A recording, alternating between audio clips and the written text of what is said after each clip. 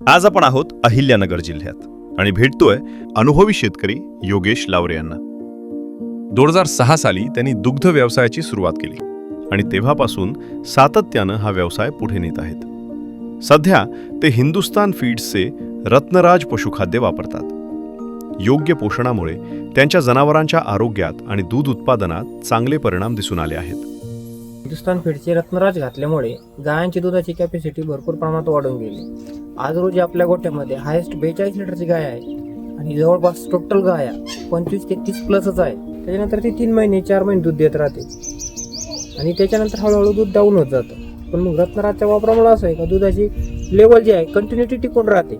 मी रत्नराजचा वापर करून जे दूध उत्पादनात बदल अनुभवलेला आहे तोही इतर दूध उत्पादकांनी हिंदुस्तान फीडचे रत्नराज वापरून अनुभव घ्यावा.